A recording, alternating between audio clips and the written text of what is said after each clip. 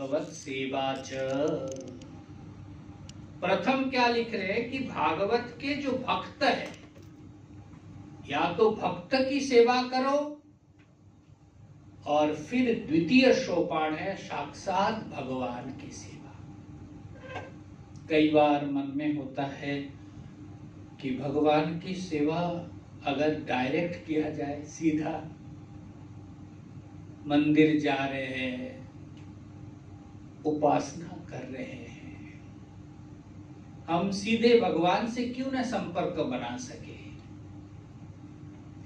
भगवत भक्तजन, बहुत जरूरी है कि हम भगवत भक्त की सेवा करें। मेरी जो मान्यता है अथवा विश्वास है, देखो हमारे जीवन में जो दोष है, जो त्रुटि है, आराध्य के पास हम जब जाते हैं तो वो दोष और त्रुटि को वो हमें रिएक्ट नहीं करते हैं। ख्याल रखना, ये बहुत इंपॉर्टेंट। आप जैसा दो, जैसा करो, वो स्वीकार करते, विश्वास करके हम उनके। और इसीलिए कोई व्यक्ति हमारे जैसा सजग सच्चे व्यक्तित्व का सेवा करना बहुत कठिन है। गुरु के पास रह करके पता लगता है महाराज, जो रहे उनको पता है। हर पग पर जो है रिएक्शन, और ये कभी कभी तो लगता है कि क्या है, हम तो सेवा ही कर रहे हैं, परंतु ये सेवा में भी ये जो उनकी तरफ से जो ये नहीं हो रहा है, ये नहीं हो रहा है, ये नहीं हो रहा है। एक सज्जन कह रहे थे, गुरुजी तो संतुष्ट ही होते नहीं है। हम लोग, अच्छा गुरुजी तो संतुष्ट। हमने सोचा कि गुरुजी संतुष्ट कैसे होगा। हमने बोला, देखो अगर इनके पास से तुम 12 साल बाद निकल जाओ ना, तो हीरा बन जाओगे, देख लेना। इसलिए देखो, स्वयंभू जो महात्मा है, महात्माओं के लिए बता रहा हूं मैं, उनका जो रहन सहन आचरण सब अलग है। और किसी संस्था, किसी गुरु के पास रह करके जब वो शिक्षा दीक्षा को प्राप्त करते हैं, उनका निखार, उनका व्यवहार, उनका विश्वास, उनका आचरण बिल्कुल अलग होता है। क्योंकि टोकने वाला, रोकने वाला ये कौन है? वो गुरु है। इसलिए पहला जो रखा है, प्रथमम महताम सेवा। ईश्वर के पास आप कैसे पानी चढ़ा रहे हो, क्या कर रहे हो, क्या, उसमें उनका कोई रिएक्शन नहीं है। पहले पता ही नहीं चलता है महाराज। गुरुजी के पास भोजन दिया, ग्लास जाकर के पानी लेकर के रख दिया। अब बताओ इसमें क्या गलती हो सकता? आप लोग बोले पानी तो रखा, तुरंत बोला, अरे पानी लाए हो तो पहले देखो, आप लोग जब आते हैं तो ऐसे करके पकड़ते गिलास, पता नहीं होता है ना ये क्या, ऐसे। फिर पानी लेकर के गए, कहते कि इतना भर दिया क्या? गाय जैसे पहले ऐसे करके क्यों, थोड़ा कम लाना है। फिर पानी के ग्लास के बाहर जो है पानी लगे हुए है। देखो ये कोई, आप बोल सकते, कह सकते सामान्य बात है, परंतु यहां से शुरू। कभी आप लोगों ने ख्याल किया, जब जूता आप रखते हैं तो यूं खोल करके चले गए, दोनों को पास में करके रखो। अखंडानंद जी महाराज, पूज्य स्वामी जी, उनके संस्पर्श में देखा कि भैया अरे जूता को ऐसे नहीं, उसमें भी है तो उसको भी सीधे करके सम्मान के पूर्वक रखो, सम्मान पूर्वक, कि वही तुम्हारे पांव को आश्रय देता है। कपड़े फैलाने गए तो कपड़े फैला करके आगे, माने जो भुगतती है वही कपड़े। कभी भी आपने, तो आप लोग तो फैलाते कि नहीं पता नहीं, तो अब वो जो दोनों हिस्सा, तार के दोनों हिस्सा बराबर, ये दिमाग में तो बिल्कुल कितने दिन आए नहीं। खूब डांट, खूब डांट, इसमें क्या, सूखना ही तो है, शाम को तो सूख जाएगा, मैं तो तय करके दे दूंगा। नहीं, दोनों छोर जो है पकड़ करके ऐसे कर दो, सीधा होना चाहिए। ये तो महाराज व्यवहार में, आप बैठो, जप करो, इससे लेकर के मंत्रों के, और फिर व्यक्ति घिस घिस घिस घिस घिस करके फिर जाकर के वो चंदन जैसा सुगंधमय होता है। ऐसे नहीं होता है। ये तो कितने संस्कार और क्या क्या लेकर के हम आते हैं, और ये महापुरुष के सानिध्य में जाकर के बैठो, बैठने से लेकर के सब जगह पर उनका वो जो रोप, वो जो टोक, उनको पता है कि ये इनकी नींव है। पहले पहले आया तो 1 साल तो कुछ पता ही नहीं लगता है ना कि भंडारा होता है, संतों का भोजन होता है। तो 1-1.5 साल बीत गया। उसके बाद महाराज काशी में सब लोग भंडारा में जा रहे हैं, आप गुरुजी रोकते हो, नहीं तुम नहीं जाना। बड़ा उस समय खराब लगा कि हमको क्यों रोक रहे, सब लोग जा रहे, 8-10 लोग जा रहे। 5-6 साल बिल्कुल जाने ही नहीं दिया, पता नहीं लगता था। और भंडारा में जाना, एक तो है आश्रम का भोजन महाराज, वो तो, और फिर भंडारा में कुछ विशेष होगा, और दूसरी बात है थोड़ा दक्षिणा भी मिलेगा। उस समय हम लोग को बहुत ये था, एक थोड़ा बहुत भी अगर, एक स्वामी जी थे हमारे न्याय शाश्वतानंद जी महाराज, उन्होंने हमको महीने में 10 रुपया छात्रवृत्ति देते थे, और वो 10 रुपया के लिए और भंडारा में कुछ मिल जाए कभी, ये तो 6 साल बाद, तो वो जमा करके एक मंथली मैगजीन होता था, वो मैं लेने के लिए उसको जमा करता था। तो फिर 5-6 साल बाद जब देखा कि भंडारा तो जाने ही नहीं देते, फिर एक दिन गुरुजी को मैंने बोला, क्यों आप हमको ऐसे रोकते हैं? फिर गुरुजी पहले बोला, तुमको क्या कमी है? अरे हमको कुछ कमी नहीं है, बाकी इन लोगों को भी क्या कमी है? मतलब इतना इंटीमेसी हो गए, तभी हम तर्क कर पाए। फिर बोले, बाबा थोड़ा चुप होकर के पहले संग्रह तो कर ले, तब खर्चा करना, कोई बात नहीं, संग्रह कर ले। कोपड़ा में आया नहीं, समझ में तो कुछ आया नहीं, तो ऊपर से करके नीचे स्वामी जी थे हमारे गुरुजी, जाकर के उनको पूछे, गुरुजी ऐसे क्यों बोला कि संग्रह कर ले फिर खर्चा करना? क्या खर्चा, क्या संग्रह? बोल, भोजन के समय फिर हम जाएंगे रात को, उस समय फिर पूछना तुम। फिर भोजन के समय बैठे तो भोजन कर रही है। फिर मैंने बोला, गुरुदेव आपने शुरू बताया संग्रह कर ले फिर खर्चा करना, इसका क्या मतलब? बोला, अरे पागल, जो भी भंडारा दे रहे कुछ तो उद्देश्य है, साधु सेवा ही उद्देश्य मानो। तुम खा तो लोगे, परंतु तुमको पता है शास्त्र का निर्देश है, विधि है, विधान है, जिनका अन्न खाओगे उनका, तुम्हारा साधना का 10% अपने आप काटेगा महाराज। उसमें कोई तुमको काट करके देने, ऑटो स्विफ्ट कोड है ये, अकाउंट है।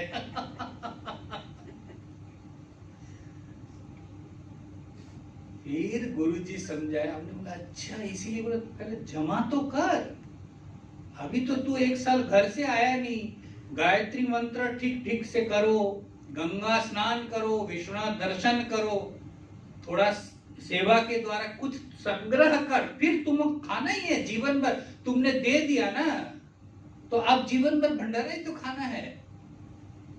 फिर हमने देखो कैसे तर्क बुद्धि, थोड़े जानबूझ करके आते हैं ना पढ़ लिख कर। फिर हमने बोला कि तू फिर आश्रम में जो कौन कमा रहे, तो डोनेशन ही तो चल रहे। बोले इसीलिए तो सुबह जो है तुमको 3:30 बजे दरवाजा मैं बंद करके सो जाता था कभी कभी, कि सुबह उठ करके तो खिड़की से बांस लेकर के मुझे ऐसे धक्का दे करके उठाते। बोले नहीं 3:30 बजे उठना है। बोले इसीलिए तो धक्का दे करके उठाना पड़ता है, कुछ करो कुछ करो। कितना क्लियर कर दिया। फिर बाद में जब शास्त्र का अध्ययन किया कि देखा सचमुच कि तुम्हारा अन्नदाता के अंदर अपने आप तुम्हारा 10% एक दिन का जो हमने किया उसका 10 भाग, तो फिर पता लगा। तो देखो ये सब बातें कैसे हमको पता लगती है, शास्त्र अध्ययन तो बहुत बाद महाराज। और हमने देखा है इस प्रकार रोक टोक के अंदर से जो नहीं गुजरता है महाराज, उनका जीवन बिल्कुल अलग है, बिल्कुल ही अलग है। हमने देखा, अभी भी हम देखते हैं। इसलिए भगवत भक्तजन, यहाँ जो प्रथम महताम सेवा में कि भागवत भक्त की सेवा करो, ये बहुत जरूरी है। व्यक्ति जीवन में, साधक जीवन में, प्रत्येक पग पग पर, प्रत्येक स्थल स्थल पर हमें कैसा विचार अपनाना है। केवल उतना ही नहीं महाराज, कभी भी मन में कुछ भी विकार आए तो पहले सतर्क होकर के उसकी परिशुद्धि के लिए, मुझे याद है गायत्री मंत्र तो दे दिया और किसी कारणवश ट्रेन से आना था, आए और हमने आकर के खा लिया। दूसरे दिन सुबह उतर करके स्नान करके खा लिया। तो प्रायश्चित बड़ा भयंकर प्रायश्चित, बोले तुमने खा लिया है तो फिर बोले जाओ गोबर लेके आओ। आप लोग शायद ये, हमको अभी भी शायद ये लगेगा कि क्या, गोबर लेके आओ, गोमूत्र लेके आओ, ग्लास में गोलो, उसको खाओ, फिर तुम अपना इतने 11,000 जप करो, फिर खाना। उस समय ऐसा लगता था, बाद में तो ये बहुत एक्सेप्ट हो गया कि हमारे जीवन को ये पवित्र। फिर गुरु जी बताते अंत समय, ये बाद में, कि देखो इसी से तो तपता है, तपस्वी बनोगे, साधु बनोगे, तो ये तप नहीं करोगे, यही तुम्हारी तप है, यही तुम्हारी सेवा है। तो ऐसे कर कर करके उन्होंने सिखाया, हम लोगों को ये सीखना पड़ता है। तो इसीलिए ये जो मधुसूदन सरस्वती जी कहते हैं, भक्त की सेवा पहल है, फिर भगवान की सेवा। क्योंकि भगवान के पास तो भगवान हमारे हर एक दोष त्रुटि को वो तुरंत रिएक्ट नहीं कर सकते, ना करते हैं। और किसी के पास जब हम पहुंचते हैं, किसी जीवित सत्ता गुरु के रूप में, तो फिर वो हमारे प्रत्येक आचरण पर दृष्टि रखते हैं और तब जाकर के व्यक्ति निखार करके सामने आता है। यहाँ लिखते हैं प्रथमम महताम सेवा, महत सेवा क्या, क्यों?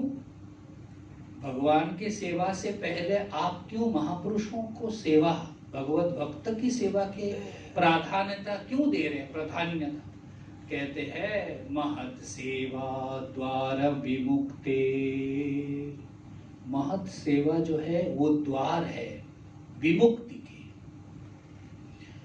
तमो द्वारम योसिताम योसितांगम, और तमो द्वार बंधन का द्वार महाराज आसक्त जीवन, योसिता संगी संगम। महानस्ते समचित्ता प्रशांता, कौन महान? ये जो महान की सेवा आप करने के लिए कह रहे हैं, महान कौन? स्वयं मधुसूदन सरस्वती जी लिखते हैं महानस्ते, वो महान है, समचित्ता प्रशांता विमत्सर सुहृदव साधव। ये चार गुण बता दिया, समचित्ता, प्रशांता, विमत्सर द्वेष रहित, और फिर सुहृद साधव, वो प्रत्येक उनके लिए सुहृद है और खुद साधक साधक। भगवत भक्तजन, इस प्रकार से संग जीवन में चाहिए। ईश्वर के संग उपलब्ध नहीं होता है, पहले तो महाराज गुरु के सान्निध्य संग जरूरी है। महत सेवा द्वारम विमुक्ते, मुक्ति का द्वार है, और उसी को यहां प्रतिपादन कर रहे प्रथमम महताम सेवा। देखिए, मैं इसको आज, मैं कल भी निवेदन किया था कि मैं सामान्य एक भक्त और भगवान विषय लिया, परंतु दिन भर में पूरे भागवत का आलोड़न तो हम कर ही लेते, बहुत आनंद आता है।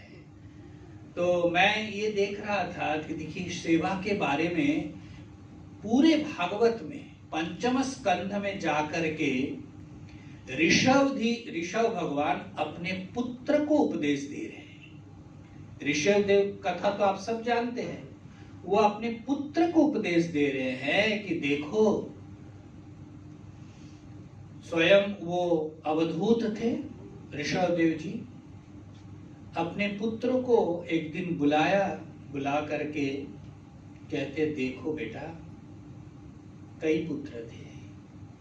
नायं देहो देहभाजं नृलोके कष्टान् कामनार्हते विभुजां तपो दिव्यं पुत्रकायेन सत्वं शुद्धेत यस्मात् ब्रह्म सौख्यं त्वनन्नम्। पुत्र, मर्त्यलोक में यह मनुष्य शरीर दुखमय और विषय भोग प्राप्त करने के लिए नहीं है। देखिए, ध्यान रखना चाहिए। कई बार हम लोग ऐसे सोचते, शरीर मिला तो कष्ट तो रहेगा और उसका भोग तो महाराज मिलेगा। वो तो प्रारब्ध से जो मिलेगा वो तो है ही, पर तो उसको लेकर के बैठना नहीं है। क्या करना है? जन्म मृत्यु जरा व्याधि दुख, भगवान ने तो बता दिया, जन्म ही दुख है।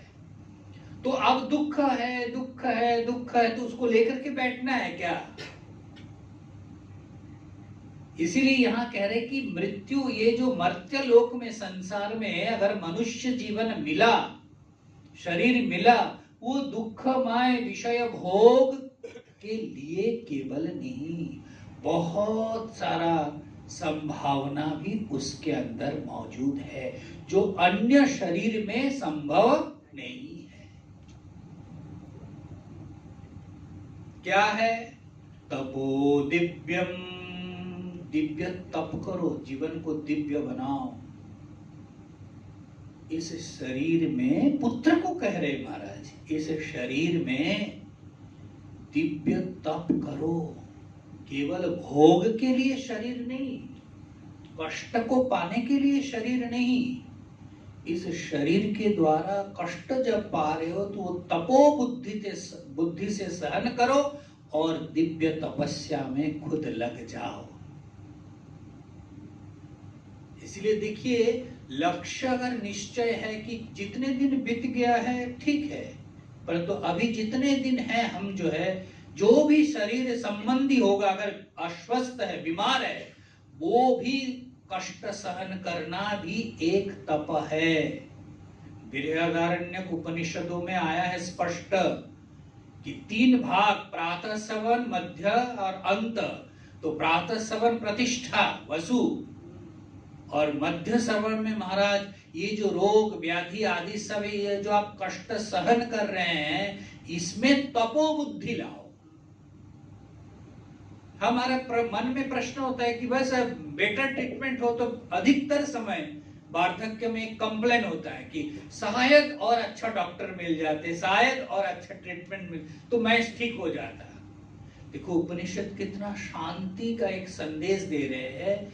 दी बेस्ट ट्रीटमेंट आपको मिला, हमें मिला, परंतु भोग अगर है, कष्ट अगर है, भोगायतनम है, तब तो हमारा इसमें कष्ट है। उसमें आप मन को कैसे शांत कर सकते हैं कि ये जो कष्ट पा रहे हैं, ये जो मेरे अंदर बीमारी है, मैं जो कष्ट पा रहा हूं, यही ये कष्ट सहनम, यही तप है।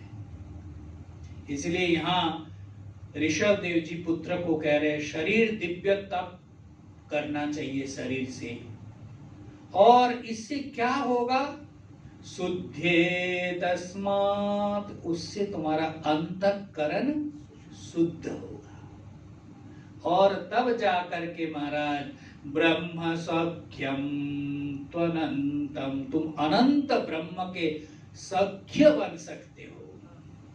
तो इसीलिए देखिए, कोई ऐसा नहीं कहा कि माला जब को, ये जो कष्ट सहन कर रहे हैं, तपो बुद्धि से जीवन जिंदगी जी रहे हैं, थोड़ा कष्ट सहन करना, थोड़ा अनुकूलता प्रतिकूलता, सब में ये जो द्वंद्व सहिष्णुता भगवान श्री कृष्ण ने बताया ना, शीतोष्ण द्वंद्व निर्द्वंद्व ही महाबाहो सुखम बंध्यात् प्रमुच्यते। तो निर्द्वंद्व आप कैसे हो सकते हैं अगर जीवन में तपो बुद्धि ना हो।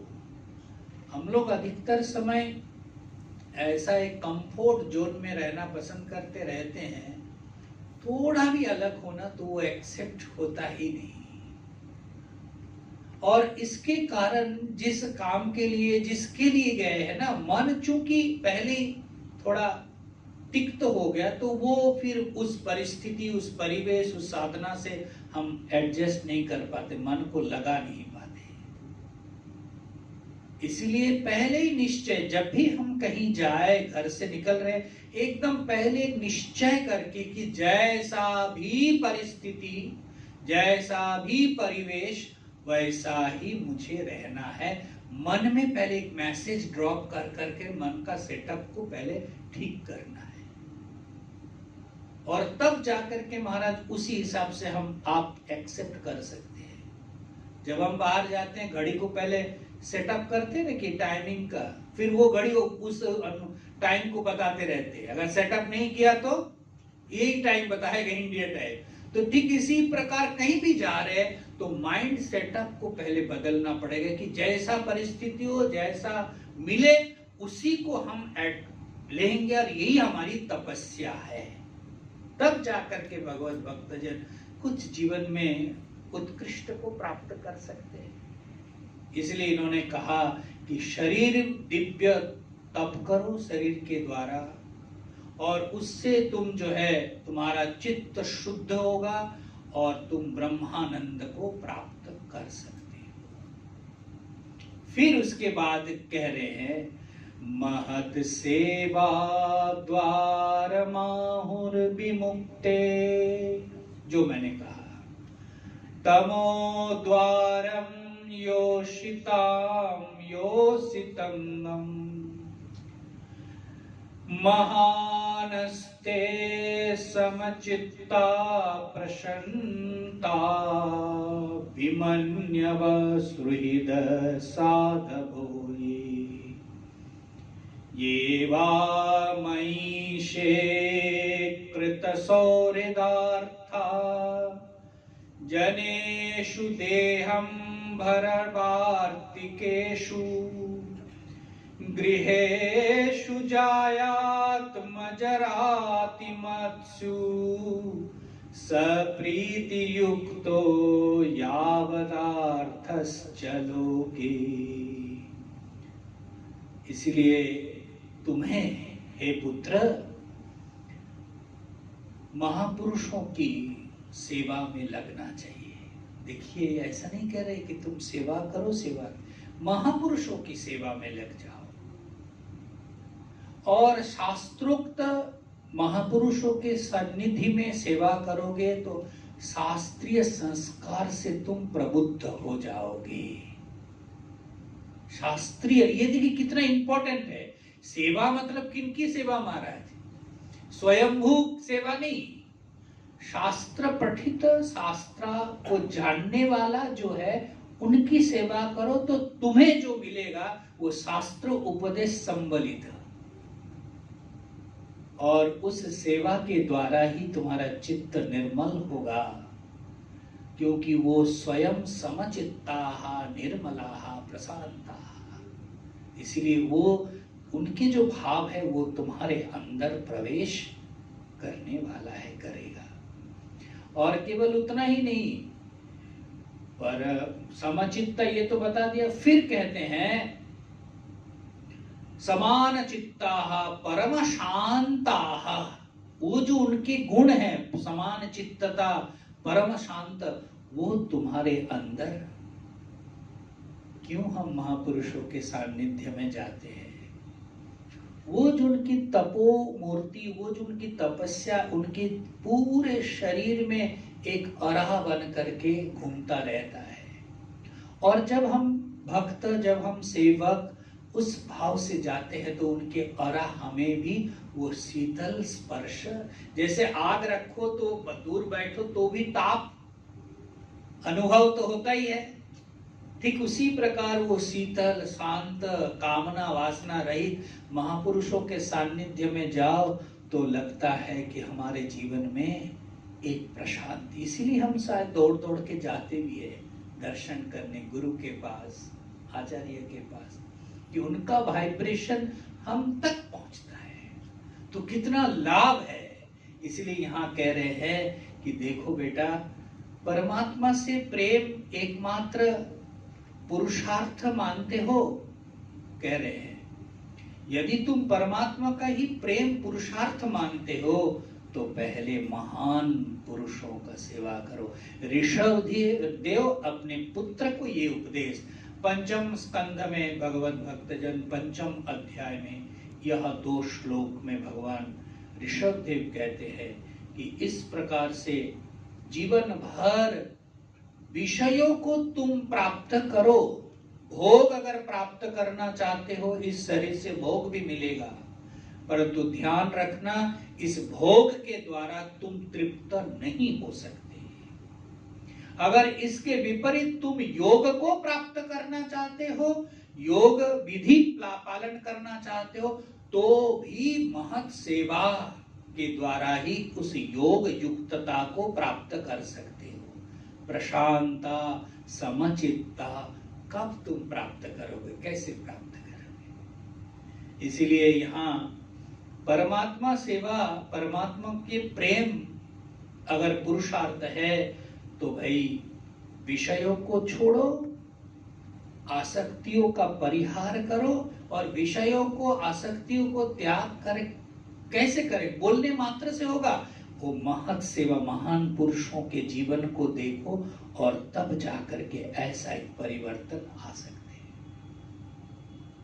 इसलिए भगवत भक्तजन ऋषभ देव जी महापुरुषों की सेवा के लिए अपने पुत्र को बताया और देवर्षि नारद अपने जीवन के महत् सेवा के द्वारा देव महामति व्यास को बतला रहे कि मेरे जीवन में जो कुछ भी परिवर्तन है। इसीलिए भगवत भक्तजन हम लोग संस्था वाले हैं ना, तो देखते जो भी न्यू कमर है अगर उनको पहले माला झोला पकड़ा दो और बड़ा गद्दी दे दो तो बिगड़ने का बहुत बड़ा चांसेस है।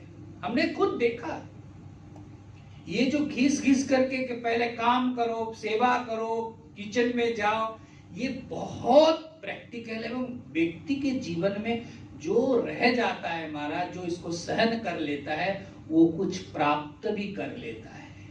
नहीं तो देखो मन में तो आकांक्षा बहुत है, गुरु सब लोग बन सकते ना है।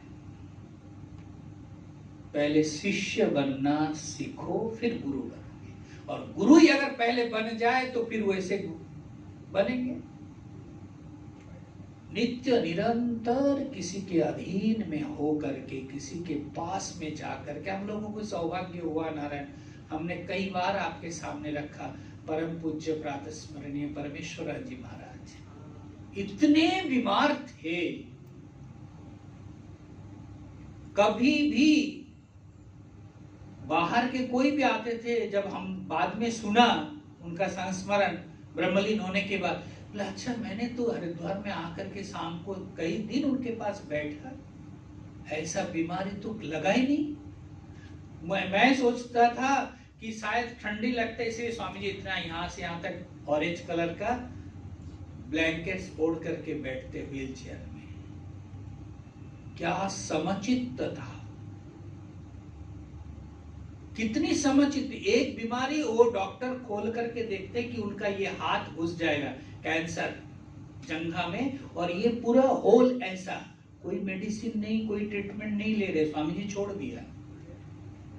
पेन को आप क्लियर कर, डॉक्टर बोला कि देखिए इसका जो एंड मेडिसिन है मॉर्फिन वही है, और स्वामी जी ने तय कर लिया कुछ नहीं लेना है। खून रिश्ता था, कितना निर्लिप्त होने पर वो साधक वो खुद जा करके बाथरूम में ड्रेसिंग करते थे। वो तो सौभाग्य रहा मेरा। सवेरे प्रणाम करने गया तो मैंने देखा कि एकदम घुटने के नीचे एकदम पांव के सामने एक धारा जो है ऐसे करके बह के आ रही। तो मैंने बोला स्वामी जी खून आ रहे, मैं थोड़ा कर दूं, पोंछ दूं? तो क्या हुआ, ऐसे करके मेरे सर पे ऐसे किया। फिर बोला स्वामी जी करने दीजिए ना। बोला हाँ करो चलो। तो मैंने तब देखा नारायण, और वो देखने के बाद मुझे 2 दिन तो नींद नहीं, उनका जो मेन जो ये है। और डॉक्टर अनीस स्वामी जी को देखते, वो तो खोल करके ड्रेसिंग करने के लिए जब निवेदन के एक दिन करने दीजिए तो वो खोल करके बाहर कमरे के बाहर आकर बोले स्वामी जी सॉरी मैं देख नहीं पा रहा। और वो निर्लिप्त तो हो करके उसको दूसरे दिन गया तो कहते देखो ये ना थोड़ा इसका कमरा और इसको बड़ा फ्लैट चाहिए हो। हंसते हुए कल्पना कर सकते, बोले ये इतने में नहीं हो रहे। वो यहाँ हुआ ना जंगा में, बोले इतने में नहीं, वो थोड़ा इतना भी फैलाना चाहते, मतलब पेन वो धीरे धीरे बढ़ रहा है, फैला रहा है। बोले ये थोड़ा और बढ़ना चाहते, और फिर उधर देखकर बढ़ जा क्या होगा, जाएगा। रोटी को फिर ये तो खुद स्वगतोक्ति किया। फिर हम लोग को देख के कहते रोटी चावल को 4 दिन रखो तो सड़ेगा ना। हाँ बोले ये सड़ेगा। कितना निर्लिप्त तो हो सकता है महापुरुष। और सुबह मतलब मृत्यु के 3 दिन पहले तक ये भगवत गीता का भाष्य के साथ चिंतन चलता था। सायंकाल सब आते थे तो व्हील चेयर में बैठ करके टेरेस में आकर के वो शंकर भाष्य के अनुरूप गीता जी का चिंतन। इसलिए भगवत भक्तजन ये जब देखते हैं तो लगता है कि जीवन में ऐसे महापुरुषों का सानिध्य पाना भी एक सुकृत है, सुकृत है। मैंने उनको देखिए कितना, मतलब हम लोग तो साधकों के जीवन ही पढ़ करके देखा ना। तो मैं उस समय गया था बाहर, तो मैं ब्रह्मचैतन्य जी और उनके चित्त प्रकाश जी सेवक थे। तो मैं उनको कहा था कि स्वामी जी एक रिक्वेस्ट सुनना, छुप के तुम वीडियो कॉल करके मुझे दिखाना स्वामी जी को। तो ठीक है। तो मैं रोज रात को, तो यहाँ के रात को मैं फोन करके बोल रहा था कि वीडियो कॉल कर। एक दिन देखते हैं स्वामी जी एक कुर्सी में बैठे हैं, होल किया हुआ है कुर्सी में, और इतना ढका हुआ है, नीचे कुछ धुआं जैसा जल रहे हैं। तो बाहर से दिखाया ना, खिड़की के बाद स्वामी जी देखेंगे तो ना कर देंगे क्यों दिखा रहे हो, तो दिखाया। हम ये क्या हो रहे हैं, धुआं उठ रहे। स्वामी जी उसके ऊपर बैठे कुर्सी के ऊपर। हमें सामने जाइए, सामने जाइए। पर नहीं स्वामी जी नहीं, मतलब जाओ ना, बोलने क्या उद्देश्य देख रहे। तो फिर मैं गया, वो लेके गया। मैंने देखा कि अरे वहां धुआं लगा करके एक पतीला में कुर्सी के नीचे रखा है, और कुर्सी के वो जो बैठने का सिर्फ उसको होल कर दिया, स्वामी जी उस पर बैठे, वो सेक ले रहे हैं। मैंने बोला क्या हुआ, बाद में बात करते। तो फिर स्वामी जी, मैंने देख करके बंद कर दिया। फिर स्वामी जी उसको बुलाया तुरंत, तो देखो ये सब बोलना नहीं, ये सब उनको बताना नहीं। स्नेह बहुत करते थे। फिर बाद में मैं रात को, यहाँ के रात को 12 बजे, मुझे पता है कि स्वामी जी ने को मना जरूर कर दिया होगा। मैंने रात को 12 बजे हमने उनको फोन किया, उन्हें बताना पड़ेगा क्या है, क्यों ऐसा बैठा है। तो देखो मना किया है, फिर भी हम लोग बताओ, कल जाकर के प्रणाम करके बोलना कि जबरदस्ती मुझसे सुन लिया। तो फिर बताया कि देखो छोटे छोटे कीड़े हो गए। आप कल्पना कर सकते हैं, छोटे छोटे कीड़े। तो बाबा जी देखता हूँ उसको ऐसे से करते हैं तो थोड़ा तो पेन होता ही है, वो कह रहे हमको। तो इसीलिए थोड़ा वो आयुर्वेदिक का उनका कोई स्फुरना हुआ होगा, तो वो धुआं के ऊपर थोड़ा बैठ करके सेक ले रहे थे। बताइए, ये तो महाराज ये 2 साल पहले की महापुरुष की बात मैं आपको सुना रहा। और फिर कहते कि जब दूसरे दिन वो जाकर के बताया कि ऐसे, तो कहते तुमने बता दिया। ये फिर हंसते हुए बोलते वो पागल है, उधर बैठ करके भी उसको इधर ही चिंतन पड़ा रहता है। तो देखो ऐसे मैं इसीलिए आपके साथ शेयर कर रहा हूं कैसे समचित्ताः प्रशांताः, ये जो शास्त्र में हमको मिलता है महापुरुषों के लक्षण में कि कौन महान है, जिनके चित्त में समान, ये बाहरी मान अपमान उनके लिए कोई मायना ही नहीं है, परंतु कैसे एक स्थिरता, एक स्थिति, कितने बड़े शारीरिक कष्ट महाराज, आप हमको कुछ बोल दिए उसको हम सहन कर सकते, आप हम दबाएंगे, आपको समझ में नहीं आएगा कि आप भ्रम पालन करेंगे कि ये समचित्त है, परंतु ऐसा अगर कोई शारीरिक घोर कष्ट हो उसमें व्यक्ति कितना सजग, कभी भी कोई भी जाए रोग संबंधी एक भी बात नहीं महाराज, हमेशा शास्त्र और कथा और दिव्य उपदेश ही देते थे।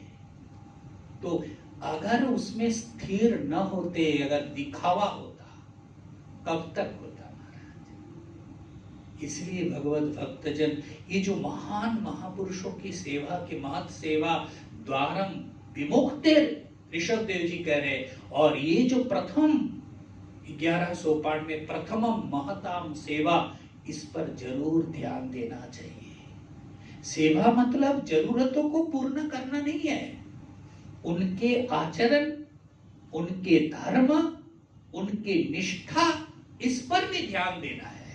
हो सकता है कि ऊपर से बहुत कड़क है, हो सकता है कि ऊपर से बड़ा रिएक्ट करता है, परंतु वो सज्जन, वो महापुरुष की निष्ठा कहां, देखो निष्ठा तो देखो।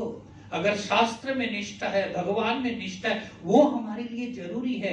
इसके लिए हमें वो उनकी जो ऊपर के जो कठोर भाव है उसको भी हमें सहन करना होगा, क्योंकि ये अग्नि को पार करके हम समचित्तः प्रशांतः उस स्पर्श को हम प्राप्त कर सकते हैं। इसलिए प्रथमम महताम सेवा, मधुसूदन सरस्वती जी जो प्रथम सेवा के द्वारा प्रेम, शरणागति, उनके आचरण में निष्ठा, ये कब होगा महाराज, पहले सेवा के द्वारा उनके मन अनुकूल खुद को बनाओ।